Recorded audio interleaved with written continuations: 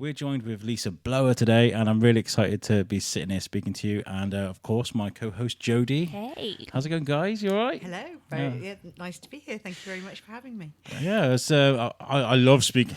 I get all gooey when I start speaking to like authors and things like that because I'm obsessed with the creative mind. And I was just reading through your notes about you and off your website, and you're like. Your CV makes me feel so lazy because you are such an amazing person. It's not true. well, why don't you tell us a bit about yourself? Give us a background on you. Oh my goodness, where do I start? Pull this mic right up. It does. Okay. The whole frame moves. So. Okay, where would you like me to start? Because I've had quite a varied life. Yeah. We like that. Yes, yeah. Where did you begin? Well, I began in Stoke-on-Trent, in Badley Green in Stoke-on-Trent. Yeah. Where in the sort of late 70s, early 80s, so quite an industrial, post-industrial Stoke-on-Trent, if you like. Yeah. We lived on a main road, and I kind of grew up in a place that was full of strikes. Everybody on a strike. Everybody from the pot banks, the miners, to the grave diggers at one point. Yeah. I was talking about Stoke a while ago. Somebody was saying that Stoke was really hard hit during like the Thatcher period and when everything closed. Yeah. And reading your book illustrated that so well. Yeah. You have it ingrained in you to hate Margaret Thatcher at birth. Yeah. Because, she was kind of sort of she was gunning for the unions, wasn't she? And, somewhere like Stoke-on-Trent, where you do it is famous for its industry and there's an awful lot of employment, and you take all that employment away and you're left with a very empty carcass, if you like. It's quite sad, really, isn't it? It's really sad, and it's never really got back on its feet. I mean, it's starting to do so more now, but it's taken a while, and it's quite sad to see. Yeah.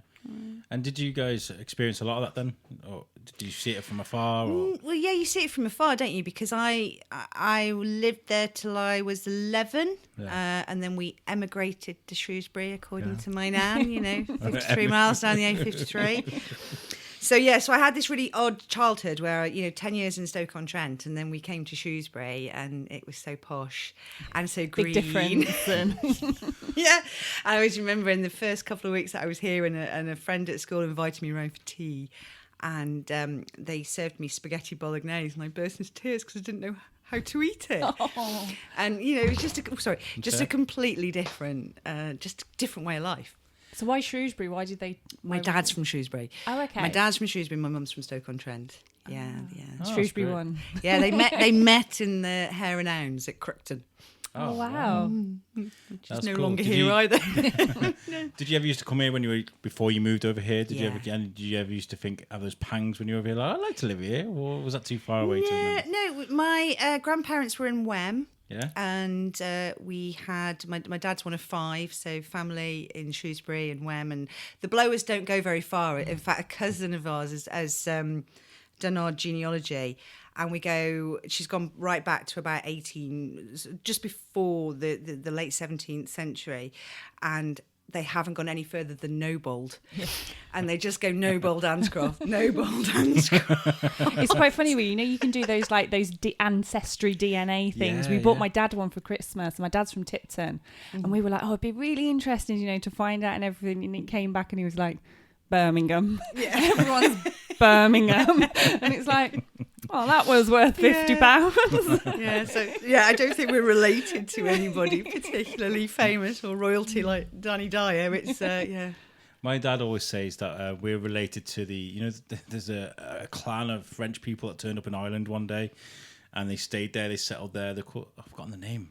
And he reckons that we're related to them. So I'd love to do something like that just to see. Yeah, it's really interesting. I mean, I'd love to do it. I mean, I keep saying, wouldn't it be really, really funny, to sort of do it? But there's horror stories. If you look it up, if you Google it, there's literally somebody bought somebody for Christmas, and then it turned out that somebody was adopted in the family. And it started all of these things. So, be sure you want to know what you want to find out. Find out you're an illegal immigrant. Yeah, absolutely, yeah.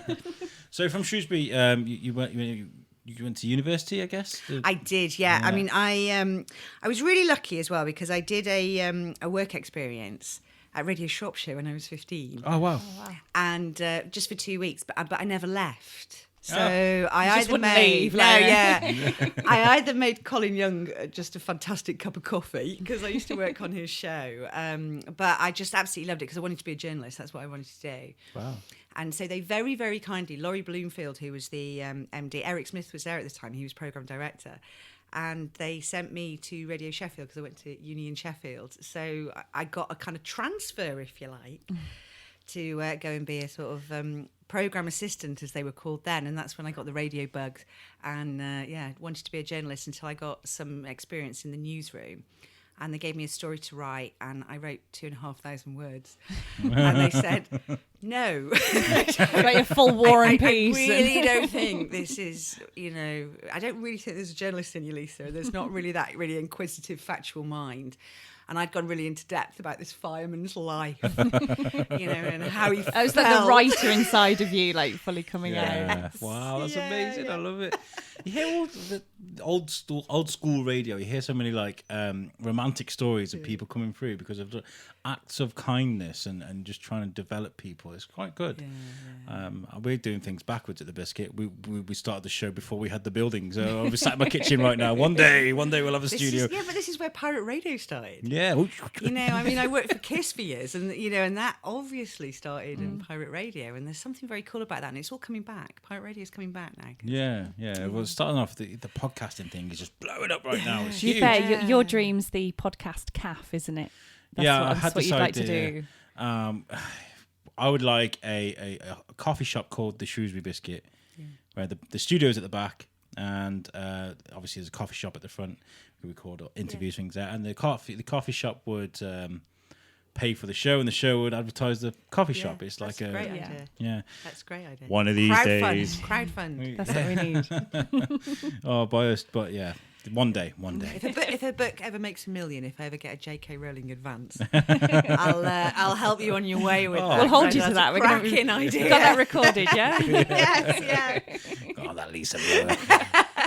You've got to serve behind the counter. That's the I only know, thing. I You know. said you make a good cup of tea, Well, so I you do. know. Yes, I do. But I also write, working class fiction and short stories, which neither sell very well. So you might be waiting a while. But anyway, Have you met any sort of famous authors along your path? yes. Yeah. And I'm always slightly starstruck, and I never know what to say. And you get a bit tongue tied. I imagine. And because it's working in the radio for so long, you did meet quite a few pop stars, and I was an event manager there, so I did put a lot of gigs on. Cool, that is. And you kind of learn that most sort of celebs and stuff, they just don't want to be fussed. They just want a cup of tea and sit in the corner and just go and do their gig. It's more people's attitude towards them, Yeah, isn't very it? much so. So I've always been quite good about not gushing at people and just sort of making a decent cup of tea, if you like, and making them feel okay before a gig. But with an author, and when you're in that kind of area as well, and you so admire them and what they write, I do find myself just kind of going, how did you write that?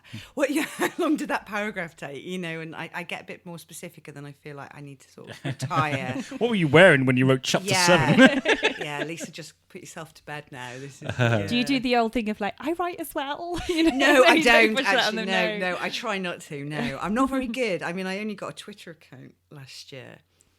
And I did go on your Instagram this afternoon. I think you've got, I've like got 60 60 followers that my nephew put I'm a me new on one. it. Yeah, my nephew made me do it about 2 weeks ago. So, I'm not quite up with the social media thing at all. I'm not either. And Jodie, was one of the first things she mentioned when she came on the team was like, I want to slap you because you have social media. I was like, bang I'll come and do it as long as you're letting me sort that social media. It's hard. Yeah, I find it really. I mean, this is the thing. I worked in marketing for 15 years, and I could probably market that microphone, but I cannot do it for myself. I find it really bizarre. I feel like I'm bragging. Yeah. Yeah.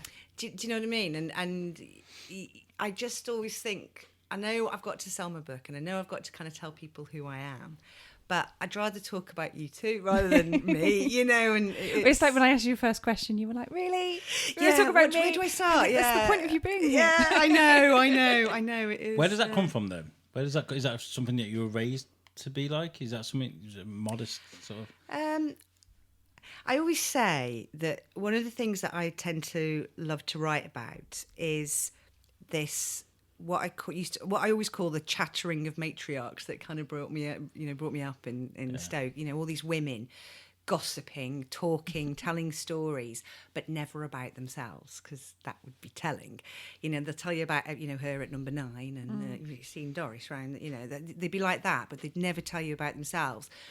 And that's very much how I am. I can tell you loads of different stories, and I can tell you loads of stories about other people. I can sit and gossip and all sorts. You just take it all in. Yeah, but to actually talk about yourself, I find really difficult. Yeah. So you did a PhD in short stories. No, not short stories. It was in creative and critical writing. That's it, yeah. And so I had to do a thesis of 80,000 words, and then you had to also do a novel or a piece of creative, and I chose to do a novel that was written in blogs, and it didn't really make anything. It was too stylistic, really. I do see that now, but actually I have cribbed from that novel and made 3 short stories, so 3 of the stories that are in that book originated in the novel. Proof that you should never throw anything away. Yeah. But the critical's in female autobiographical practices. So I looked at why and how women write their lives from the first British autobiographies back in the 13th century with Julian of Norwich. Then you go into Margaret Cavendish and what they call the conversion narratives. So it's women who essentially give themselves up to God because that was the only way they were going to get away with writing their lives. Otherwise, they were burnt at the stake for being a witch. How dare they talk about themselves? There you go. That's where I wouldn't have survived. Yeah, it's a century-old tradition that we don't talk about ourselves. And then Jodie, what are you doing? I'm texting. It's 1300. What are you going? I know, but then I compared it to the first bloggers, the first female bloggers that were on social media, and so people like Wife in the North and Petite Anglaise and Girl with a One-Track Mind and Belle de Jour, and compared what they were doing now with what they were doing then, and you'll find that actually we are doing nothing different. All that's removed is religion. Wow. So there you go. It's just crazy that it's just you think of just writing. Obviously, there's it's not just writing. It's never just writing, but the history of it is quite fascinating. I find that's really cool. Yeah. And so straight out the gates from university, you started straight working on novels, or did you take a bit of time out? No. I was a bit of a rubbish student actually the first time I went away. Yeah, spent a lot of time in the pub. I was in Sheffield. That's why you moved to Shrewsbury. Yeah, the Leadmill was amazing. I did. I catapulted out of Shrewsbury at 18 to Sheffield.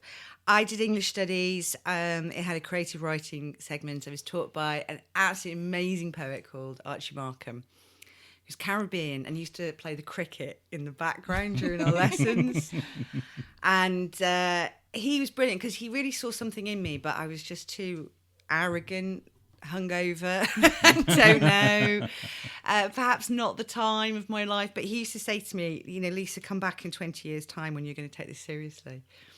And, he was really brilliant. But he sent a short story off to colleagues of his at the University of Manchester who were setting up what has now become the Centre for New Writing that Martin Amis headed up and Jeanette Winterson's headed up. So we were the original guinea pigs, and I got a scholarship on the basis of that story to do my master's. Wow. So I owe that man an awful lot, really. You owe him a drink, maybe. Well, he's no longer with us, unfortunately, as Archie. But he really stuck his neck out for me, and I think that's what you tend to do. I mean, I'm in his shoes now as a lecturer, and I see the students being exactly like I behaved, sort of 20 years ago. And I feel like saying, grabbing hold of them, saying you've got such a wonderful opportunity, but at the same time, you can't rush these things, and people have got to find their way. You've just got to kind of nudge them. Do you kind of go, in my day, I was the same? Well, no. I sometimes used to walk into lecture and I think, yep, hungover. Has a bit late with their essay. But does it make it harder to kind of put that sort of lecture hat on because you think, I know how they feel? You do, but that's the beauty of it, really, because you know exactly what they're up to and you know exactly what experiences they're having. And so what you kind of have to do, and particularly as a creative writing lecturer, because you can't teach creative writing, So you've got to be able to give them the skills to believe in what they're writing and to really explore what kind of writer that they want to be. So, that's all what I kind of facilitate, if you like. Yeah, very much so. It's all about them finding their own creative expression, their groove, if you like, what they feel most comfortable with. Nurturing that kind of imagination. Yeah, and I love that. And I love sort of, I set up the first module in working class fictions as a creative practice because I felt like there was there's never been a more vital time for young people to put their voices on paper, and if it means fictionalizing it, then do so, because we've all got to lend a voice to what's going on. And it's been cracking to see what once you give people permission to vent, and say it's absolutely fine to write a diatribe, read Irving Welsh, read Ilan Sillitoe, look at all these angry young men from the 60s. It's exactly what is happening now. And, the stuff you start to get out of them is just brilliant. And, it's great. Do you believe this idea that everybody's got a book in them? Do you think it's that simple? I was just going to say that because I was going to say, do you get people that you come in and you just think, oh, bless them, they've tried, but... No. The fact that if people want to tell stories is just wonderful because, the times that we live in, all the arts are being cut in so many different ways. And we need to try and encourage more and more people to write books or to, discover poetry or to go away and write a script, and also to put their life stories down in history because everybody is contributing to history. And a lot of people don't think that they are, but they are. Even we are now. You setting up a podcast in Shrewsbury and, what you're doing now, that is contributing to history. So it's all really important. You hit it here first, guys, making history at the Biscuit. Well, it's kind of like Shane. I was just thinking, Shane would have loved to have heard that because Shane's setting up a new bit called Memoirs of a Salopian, where he wants to hear all those stories from local people who we kind of advertise it, if you like, as those stories that your granddad tells you and you think, not again, we've heard this so many times, but to somebody else that's so interesting. And at some point, though, he won't be around to tell those stories and that bit of history's gone. And we want to record that and get that down that's somewhere. One of those things that's like coming soon. We're like, come on, Shane. Get together, Shane. You do, and you've got to kind of. I always say that I mine the pits, pots, and poets of my childhood. And if you look at some of my stuff, a lot of it is really listening to all those people that I grew up with and the things they used to say, what my nan used to say, and you never get another generation of storytellers like them. So I'm always really keen to kind of capture that. I keep beating myself up because it always comes back round to me. I'm really sorry. No, please, that makes me feel a lot better. I've got a synopsis for a book upstairs that I wrote about 2-3 years ago, and I have this story in my head, and I just can't be. It's not that I can't be bothered. It's a lot of work. I think I've written the first chapter, and I'm like, that was a lot of effort, man. That took a lot of brain power to do. And maybe when you're 80, you'll be like, I finished the book. And I was speaking to Ron Morgan about this, and he said sometimes you've just got to write through those grey areas. You've got to just get through that. Is it that simple? Yeah. Yeah? Yeah, just do it.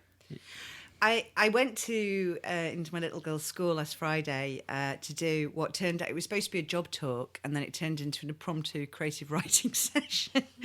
And that's what this will be in a minute. I'll have you writing any minute now. And I was trying to sort of. They said to me, "Well, how do you become a writer?" And I said, "Well, do any of you do sport?"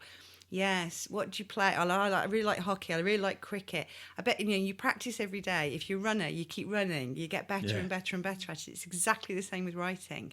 It becomes like a vocation, and you have to treat it like a craft that you're just gonna really get better and better and better. And you won't kind of know where you are with it unless you experiment in different forms and try this and try that, and not be afraid to put the self into the text. Or don't be afraid of using that snippet from Uncle Bill.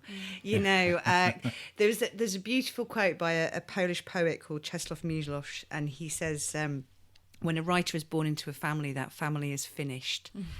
And it's so true of me. and it's so true of a lot of writers, and particularly writers who are starting out. Most of their work is semi-autobiographical. Yeah.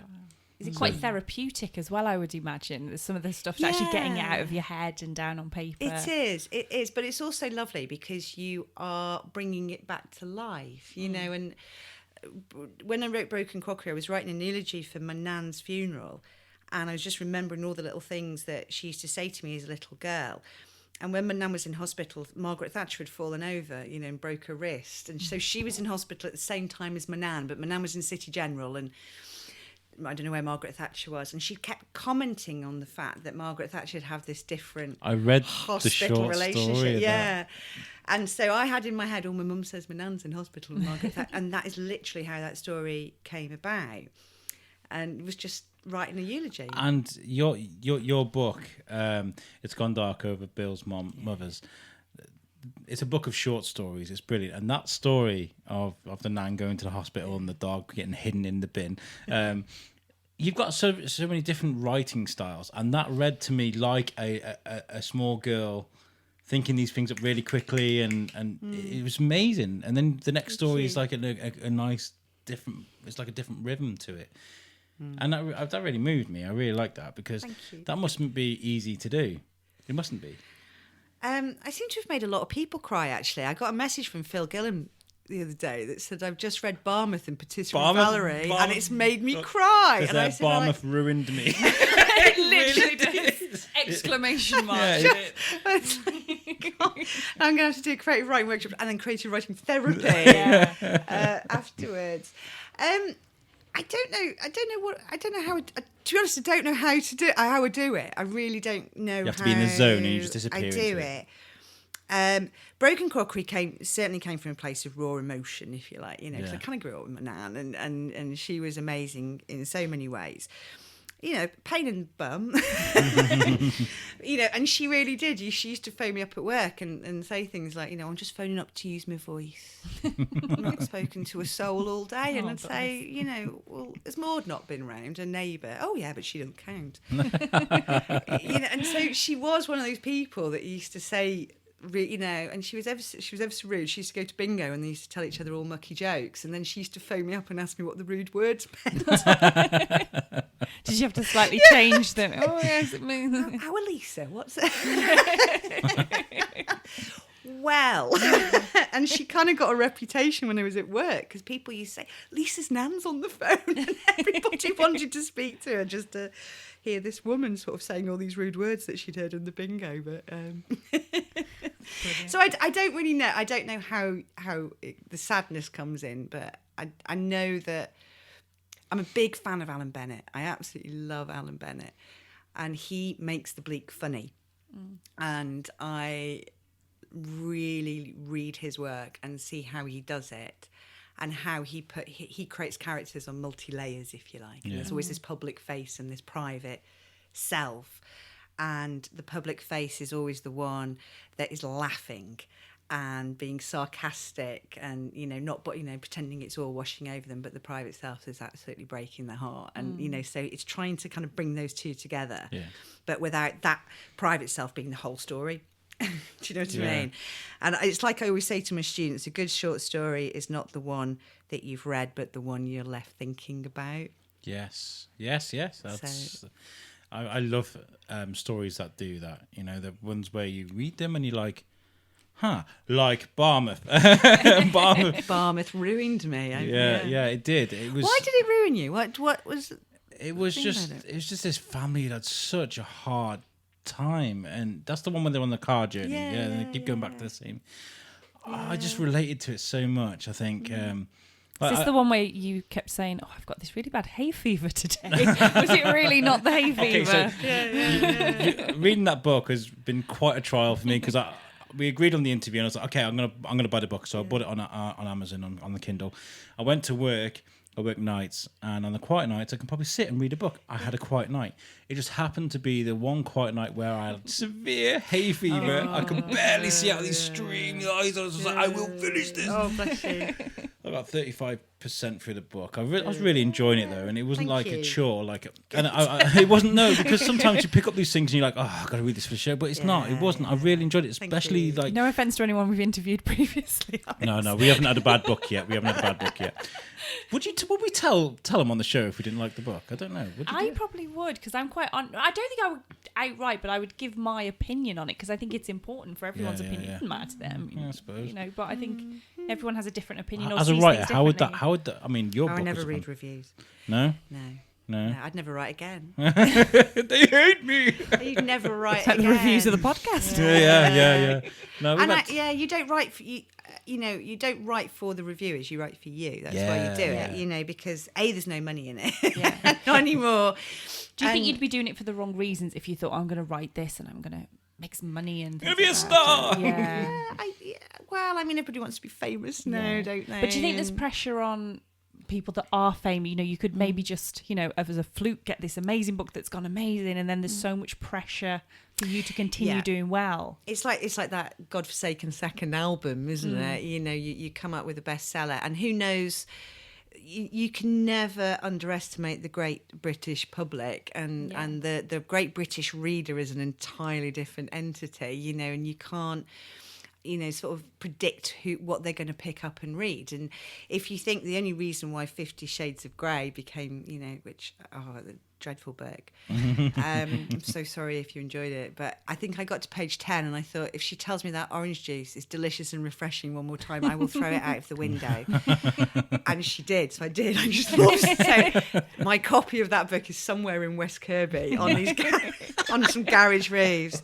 You're very welcome to it. But that only did really well because it was billed as a soft porn, and women were downloading it on Kindles. So people didn't see what they were reading, so they couldn't see the front cover. But they were downloading it, and that's how it got to be so big, because of the downloads first and foremost. And because she used to write fan fiction. She was a fan fiction writer for Twilight. So she used to write really erotic sex scenes between Bella and Edward, is it? Yes, yeah. And the wolf, who's the wolf guy? Jacob. Yeah. And that's how that got really big. It was kind of marketed in a very, very crafty way. And that's of course, cool, though. hype, that's what you do. And do you think, because obviously just on that, as an author, how do you sort of compare when books are made into films? Because that's always like a real... Some people are like, oh, it's great, it's a bigger audience, and other people are like, it's so different for any book to be made into a film. Or even a series. Yeah, you can't show the detail as in a book, but then you are reaching other audiences. How do you sort of see it? I've never been lucky enough to have a story adapted, and it's something I'd be really interested in seeing, because there are certain... books that you read and you think this has to be a film. And if you think of E.M. Forster's Howard's End, all the old sort of Merchant Ivory productions, he just translates into film and actually makes his work so much more accessible. And that's brilliant. And, particularly for students who see a great big doorstop of a novel and think, oh, I don't read that. I'll just watch the film. But then if you watch something like Never Let Me Go by Kazuo Shigeru, the book is so much better than the film, because you lose all the kind of pain and the situation. And it's hard because you visualise so much when you're reading as well. It's also a very matter-of-fact, nonchalant narrator. So, but, all credit to Kerry Mulligan, but you can't get that across in a film. You've got this person who's a clone, and... I always related back to when I was a kid. I was a bit stressed. I was going through a bit of trouble, and my dad was like, "Yeah, lad, read it." He's not from Yorkshire, but he's like, "Yeah, mate, read this." And it was Sharp's Tiger, and by Bernard Cornwell, and it's all about Sharp. Everybody knows the TV series. And I read Sean Bean. I read every single one of these books. There's like 22 of them in the series. It took me ages, and these stories read so well. Like you describe battles in the most amazing ways. You could smell the stench in the air. You could hear the scream, smell the gunpowder and the grass and stuff. And then I was like, okay, I'm going to make an effort to watch the TV series with Sean Bean. And it was compared to the books. It was like they made it some romantic love story, and I was kind of like, there's none of that in the book. Not really. No. It's And it's, if you think of, I don't know whether you've read D.H. Lawrence's Lady Chatterley's Love. I'm just thinking of Sean Bean, who played played him in a terrible adaptation.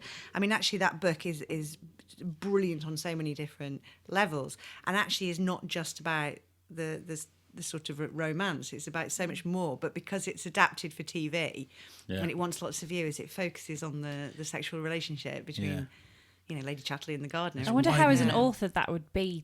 Whether you're quite protective over the book. I think you're he a little probably would bit, have been, actually, Lawrence. I think he would have been. I spoke to John Wagner. I know it's a different kind of genre, but about Judge Dredd.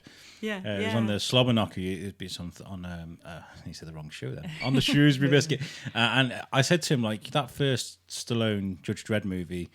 How do you feel about that? What about when they get it wrong? He goes, as long as they pay me. I don't care.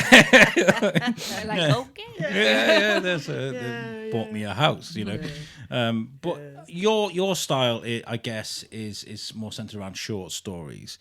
That's where my heart is. Yeah. I don't feel like I could do that because when I write text, I'm kind of like, and a little bit more, and a little bit more, and a little bit more, and what was supposed to be like, hi, are you coming around for tea, ends up as a huge essay. Do you find that hard to stick into a certain sort of size? It's not. You did with your journalism. No. I start a short story. Because I hear them, I hear the voices. They always kind of come. Turn into a different sort of show. Yeah, seriously, I can hear them, or I'll catch a bit of conversation. Like I heard these two old ladies coming out of the bingo as it was up Hanley, and one said to the other, God, she's been retired and she's no grandkids, the poor cow. And I just remember thinking, oh my God, what a great story. And that became Dirty Laundry. So I kind of start. Yeah, she's been retired. This idea that she's been retired. It's not been something of her own accord, and she's no grandkids. It's too late. Wow. That's a generational thing. You retire, you've got grandkids, and the fact that she really sympathised with her, and I started to, that is amazing. I was just thinking these layers of women, and so I start with a piece of dialogue. I always start with dialogue, and then I build it around that, and one day I just abandon it. That story, Dirty Laundry, it gave me what I call jarhead syndrome. It built it up. It was like it got more and more tense, and she's getting a bit more erratic, and then it just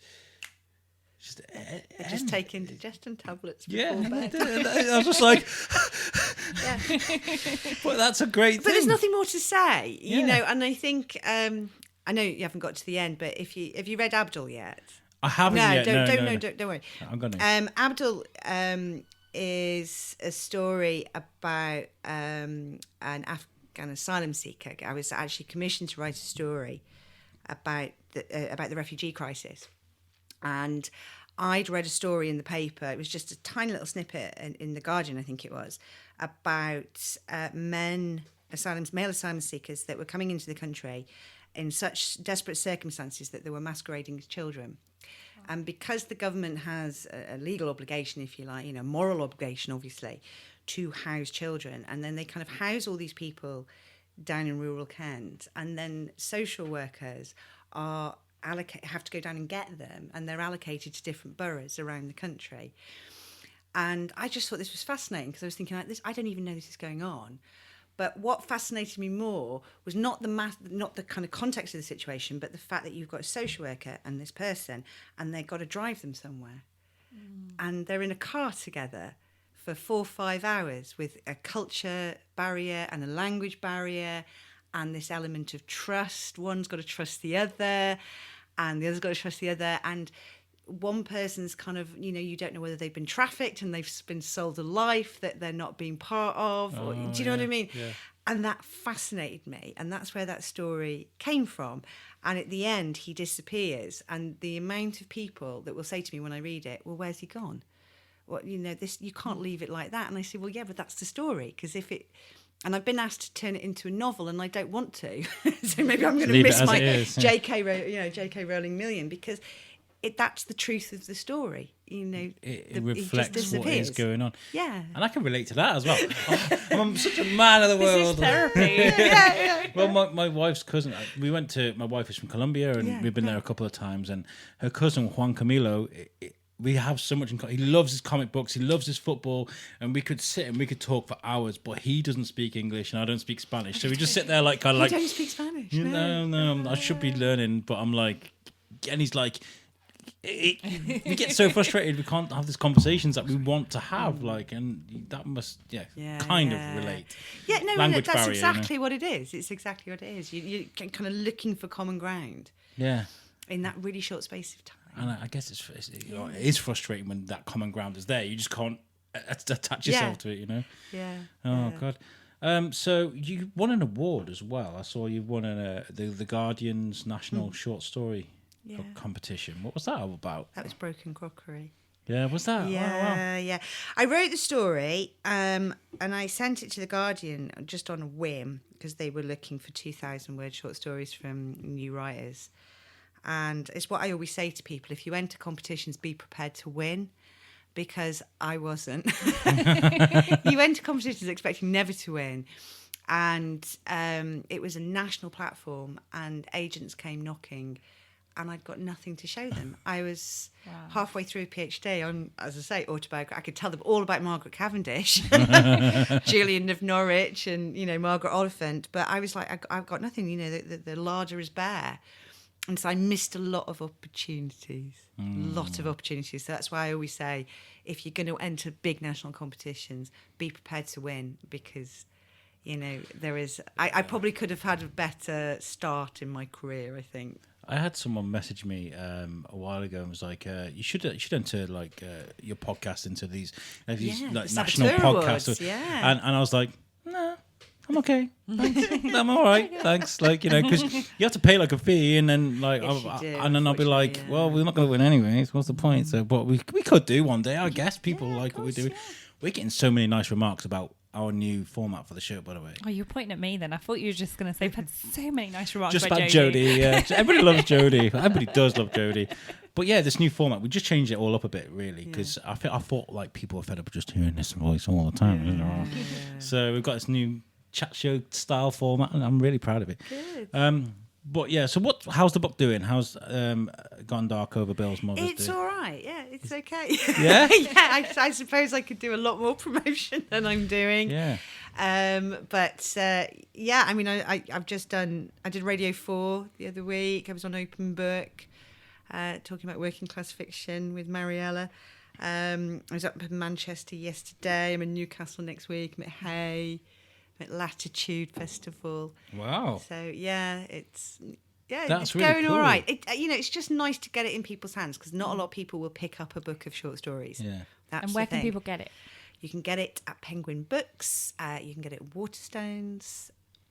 Kindle. All good bookshops, Kindle. yes. I like a proper book. That's the thing. I'm I a do, fan but I of was- having a physical Yeah, book, the idea of that swiping is... Yeah. Well, I think I look at computer screens so much for work that when when I'm relaxing or something, I would have preferred the want book. to feel just I would have preferred the book, but I was kind of like work. I was speed. like, Speed, yes. You Lisa's should coming on have the said I show. could have sent you one, yeah. Oh no, I'd hate to I'll do be that. knocking on your door later. Yeah, yes. Can you sign it too, please? Yeah, I should have bought one, Irish. I'm sorry, I didn't No, think. it's No, I fine. thought you had a copy. It's fine.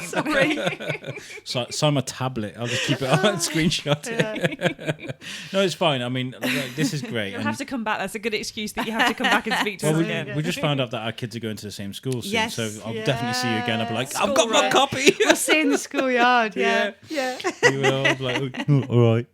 How's the book going? Great. Yeah. How's the podcast going? I know.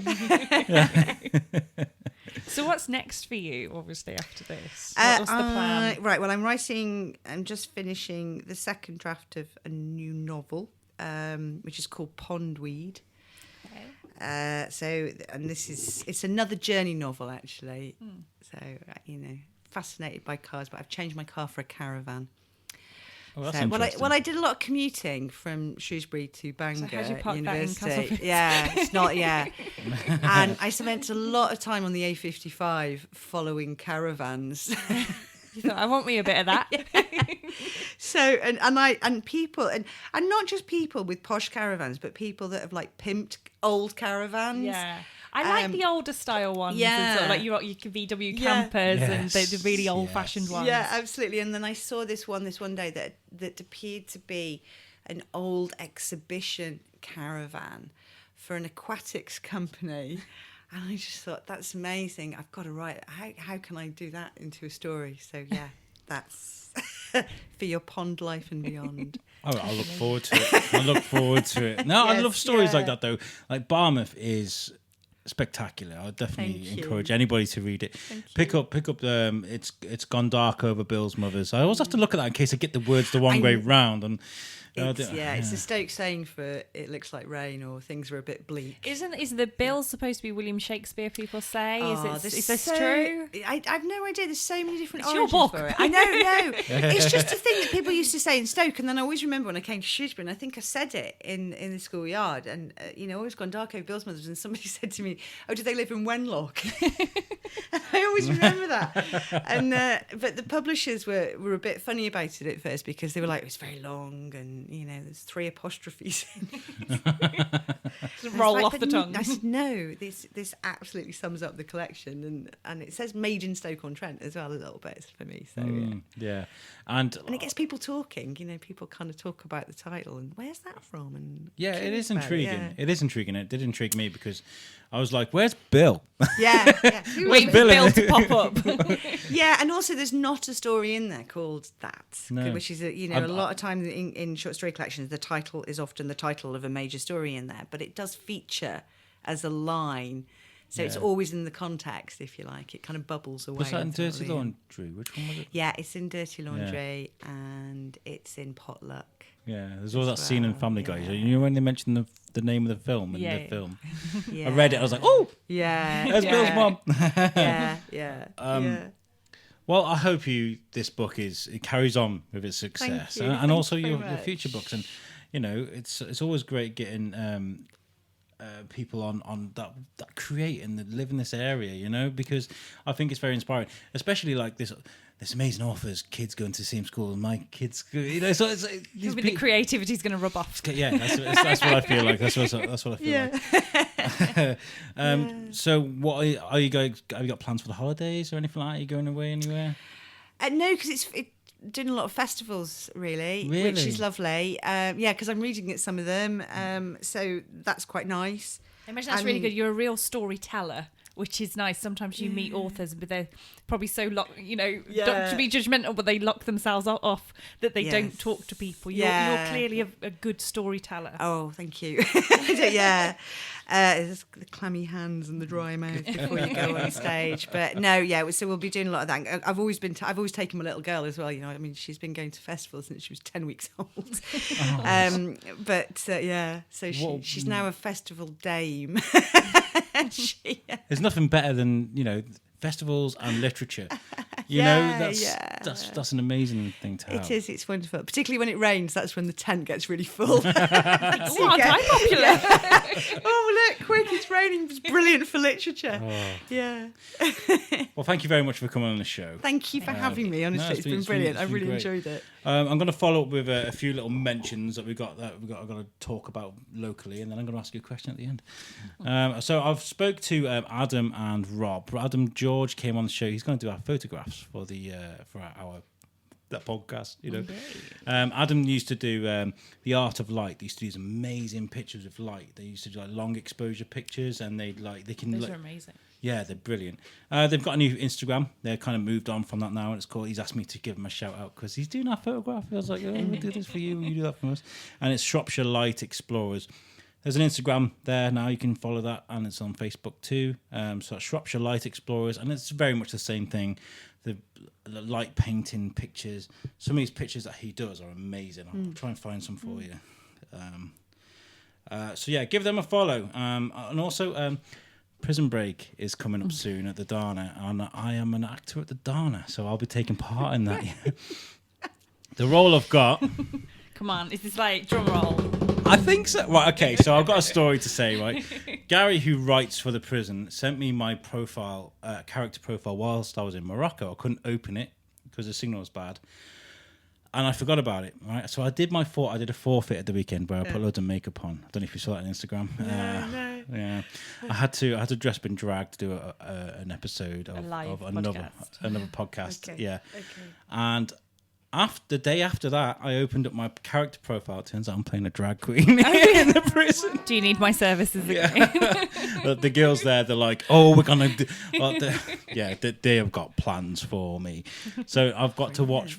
I've been told to watch RuPaul's RuPaul. Drag Race. RuPaul's Drag Yeah. I was like, why? You've done this to me. So yeah, that's the first one of that is going to be taking place on the 18th of May. So if you are interested in Prison Break, make sure you check out Immersive Events because it's pretty cool. It's a 3-hour long session. You get the whole prison to try and escape from. Oh, what, you actually have to go in there and they lock you in? And Yeah, you get processed. You get given your jumpsuits. You get given a cell. You've got to break out of your cell. Do you have to get to a certain place in town or something? You used to. Yeah, they used to. But I think start seeing loads of people running down my road. We could come to yours. There you go. We'll never find us. There's a story. Find them like in some cave in the Brecon Beacons or something. They didn't get me. What did I win? I think this time they've centered it more about getting outside those gates, because it's got. I can't say too much. I'm going to get Gary on and a couple of the actors. We're going to do like a good show about that. But yeah, you got to break out your cell, then you got to break out the prison, and it's completely immersive. And I'm going to be one of the prisoners. Last time they got me playing an Irish chef. Because somebody did break out of the prison when it was an actual prison, didn't they? Yeah, they did. I've forgotten his name. He now. does a tour there sometimes. Yeah. I can't. Literally, I was just there thinking, what's his name? He's got a book out, I think. He's got a book out about it. Oh, has he? Yeah. Yeah, but I know he's done like talks around of like how he escaped from the prison and things like that. I think he was escaped for like 3 hours or something like that. They were like. Still, I imagine it's. Yeah. Yeah, Prison Break. That's going to be really good. Lisa, thank you so much for coming on the show. Oh, no, thank you. Thank you very much. I'm going to finish it off with one last question, and that is, ask everybody, what does Shrewsbury mean to you? Some people are like, as if you just asked me that. What does Shrewsbury mean to you? Oh, my word. At the moment, it's home. Yeah? Yeah. I love that answer. Yeah, I get that. That's quite what a I've lot. said to you, wasn't it? I'm just like, it's just home. Yeah. Yeah. Do you know what? If somebody asked me that, what does Shrewsbury mean to me? I'll be like, home. Yeah, that's pretty much it. Yeah, it does just have that nice feel. Like I've lived in other places, I work all over the place, and then you come back and it just feels like home. It's just that one word, isn't it, that describes that it's warm, it's friendly, it's and there's places in Shrewsbury that I think I've always got quite a sentimental, like the boathouse. Yeah. I had most of my Radio Shropshire wages when I... But I also got married there, so, there's cool. lot we had a bit of a knees up in there. So lots of different places as well mean a lot to me, yeah. I got a lot to thank Radio Shropshire for. They let me sit and watch them produce a show one morning, and they were really good. And the lad that was producing was like, so what's your podcast's name then? He's got a new podcast. We're doing all right now, buddy. Well, thank you very much for coming on our show. It's been really great to have you. Thank you. Thank you very much. And guys, make sure you give this episode a like and a share, a subscribe. Have you got anything to add, Jodie? I haven't. Just thanks everyone for listening and all the messages and support. Yeah, great.